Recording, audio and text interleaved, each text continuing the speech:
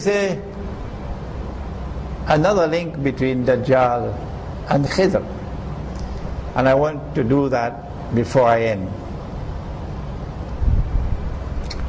Musa alayhi salam is the head of the Ummah, Banu Israel,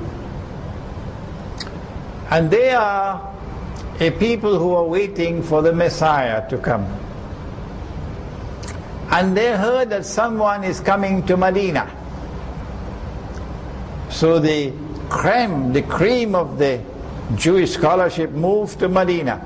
At that time it was called Yathrib. In anticipation, waiting for this one person to come. And when Nabi Muhammad ﷺ emerged in Mecca,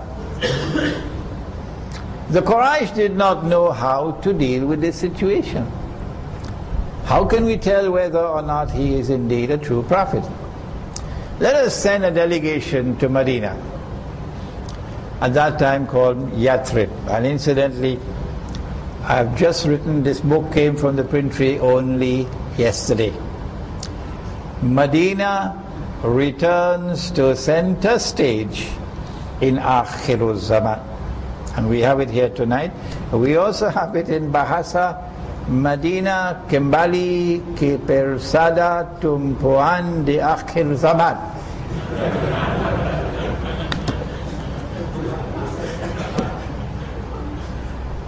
We have it outside. Very small, maybe about 30-40 pages. Let us send a delegation to Medina to ask the rabbis, how can we tell whether he is indeed a true prophet? The rabbis responded and said, ask him 3 questions which only a prophet can answer.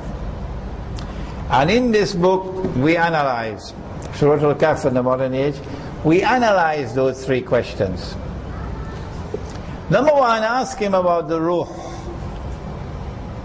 the spirit. Number 2, ask him about the great traveler who traveled to the 2 ends of the earth. Number 3, ask him about the young men in the cave. Only a prophet can answer. And Allah subhanahu wa ta'ala sends down the answers in the Quran. Allah subhanahu wa ta'ala, in sending down the answers, does something to tell them, I understand the first question is different from the other 2. The other 2 relate to Akhirul Zaman, but the first one does not.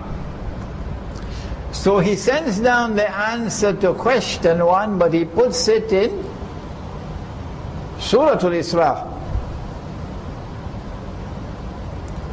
وَيَسَلُونَكَ عَنِ الرُّوحِ, and they question thee about the ruh. And then Allah subhanahu wa ta'ala sends down the answer to the second question about the great traveler. And he puts it in Surah Al-Kahf, not in Surah Al-Isra.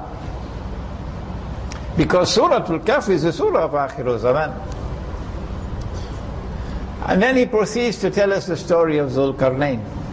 But notice something, notice carefully, that in answering question 1, he repeated the question and then answered it. وَيَسْأَلُونَكَ عَنِ الرُّوحِ, he repeated the question and then answered it. In answering question 2, he did the same thing. وَيَسْأَلُونَكَ عَنْ ذِي الْقَرْنَيْنِ, and they questioned thee about Zulkarnain, and then he answered it.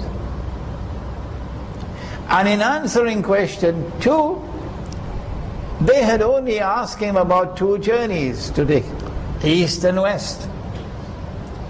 But Allah knew that the target of the question was the 3rd journey. And so he answered the question and gave the 3rd journey. And in giving the 3rd journey, he took them to Gog and Magog. That was the target of the question, Gog and Magog, who are major signs of the last day. And so obviously question 3 must also be connected to a major sign of the last day indirectly. But in answering question 3, Allah subhanahu wa ta'ala does not repeat the question. Why?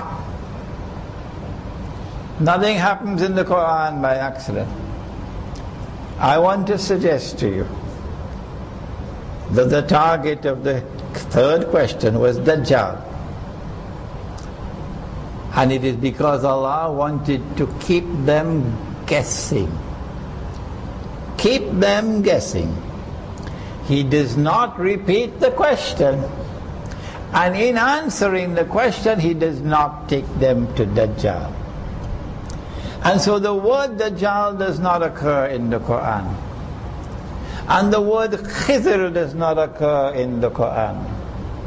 And Imam al-Mahdi does not occur in the Quran. And the sign of all signs of Akhir Zaman, namely the return of Nabi Isa alayhi salam, that also is not stated plainly in the Quran. Why? Why?